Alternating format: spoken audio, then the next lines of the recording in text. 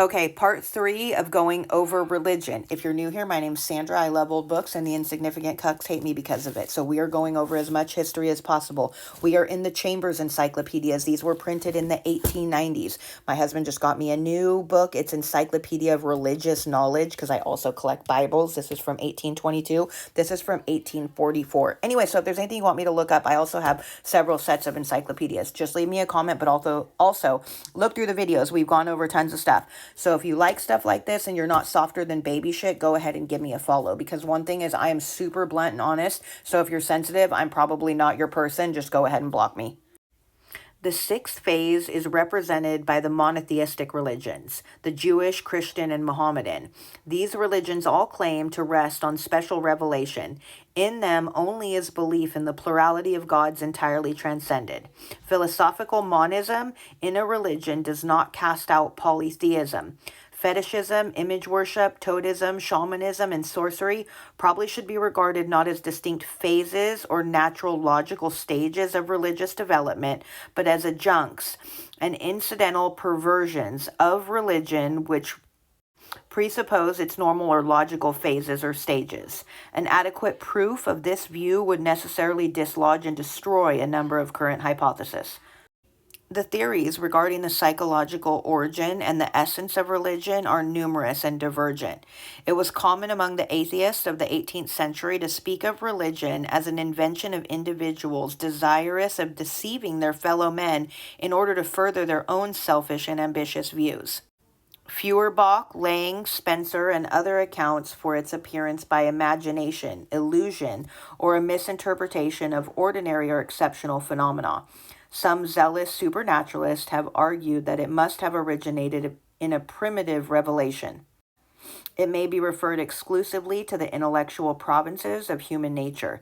This mistake, however, is too gross to have been often committed, and is sufficiently refuted by the obvious consideration that the measure of religion is not the measure of intelligence or of knowledge. Hegel did not, as is often said, fall into the error of identifying religion with thought, but only emphasized strongly the importance of thought in religion. Peschel regards the principle of causality, and Max Muller the perception of the infinite as the roots of religion, and it may well be admitted that without both of these intellectual principles, religion would be impossible. But are they more than merely conditions of its appearance? The origin of religion is, of course, referred to intellect by those who hold that God is known intuitively, perceived directly, apprehended without medium, but both psychology and history, both internal analysis and external observation, seem to disprove this hypothesis. Religions have often been resolved into feeling or sentiment. Thus, Lucretius, Hobbes, and Strauss have traced it mainly to fear, the followers of rich to a desire to secure life and its goods amidst the uncertainties and evils of earth, the disciples of Schleiermacher to a feeling of absolute dependence, of pure and entire passiveness, and others, examples Britton and Newman Smith, to the religious feeling regarded either to a distinct primary feeling or a peculiar compound feeling. Kant represented religion as essentially a sanction for duty, and Matthew Arnold has defined it as a morality touched by emotion, ethics heightened, enkindled, lit up by feeling. This great diversity of views of itself indicates that investigation is found to confirm. So this VIZ essentially means as is, that religion is a vast and complex thing, an inexhaustible field for psychological study. Almost all the views referred to have some truth in them, and most of them are only false if so far as they assume themselves to be exclusively true. The whole nature of man has been formed for religion and is engaged and exercised in religion. Every principle of that nature which has been singled out as the root of religion has really contributed to its rise and development. The study of religion as a process of mind and of the factors which condition and determine its development is the special task of the psychology of religion, a department in research to which many contributors have been made since Hume initiated it in his Natural History of Religion 1759, by showing the importance of the distinction between the causes and the reasons of religion. A religion is a group or whole of religious phenomena, of religious beliefs, practices, and institutions, so closely connected with one another as to be thereby differentiated from those of any other religion. Each religion has had a history, and its rise and spread, formation and transformation as a religion can only be truly traced by being historically traced. Also, religions are historically connected, are related to one another, and have influenced one another in ways which may be discovered and can only be discovered by historical research.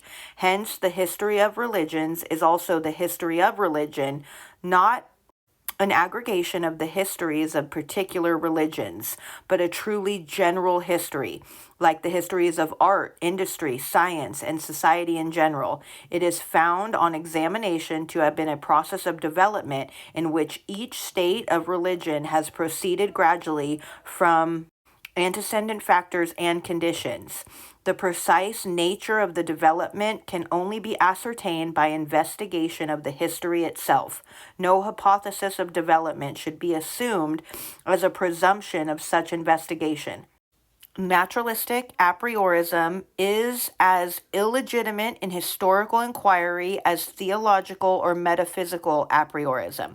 The history of religion is not only of great importance in itself, but indispensable to the right understanding of general history, of the history of art, of philosophy, etc.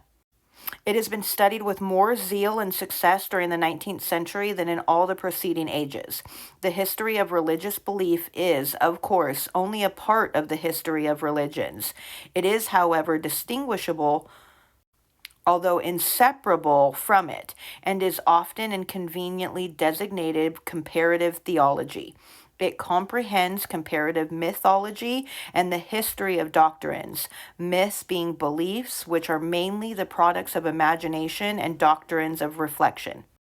The psychology of religion, the history of religions, the comparative theology are clearly distinct and ought not to be confounded. At the same time, they are closely connected. They agree in that they are alike occupied with religion as an imperial fact. Hence, they may be regarded as parts of the comprehensive science, to which it might be well to confine the designation science of religions, instead of using it in the vague and ambiguous way which is so common. Thus understood, the science of religions may be said to deal with religion as a phenomena of experience, whether outwardly manifested in history or inwardly realized in consciousness, to seek to describe and explain religious experiences so far as it can be described and explained without transcending the religious experience itself. Its students have only to ascertain, analyze, explain, and exhibit experienced facts. Were religion a physical fact, to study it merely as a fact would be enough. The astronomer, the naturalist, the chemist have no need to judge their facts. They have only to describe them, analyze them, and determine their relations. But it is otherwise with the students of religion, of morality, of art, of reasoning. They soon come to a point where they must become judges of the phenomena and pronounce on their own truth and worth. Experience in the physical sphere is experience and nothing more. Experience in the spiritual sphere is very often experience of what is irrelevant and impious, immoral and vicious, ugly and erroneous, foolish or insane. Has the mind simply to describe and analyze, accept, and be content with such experience? Make sure to come back for part 4.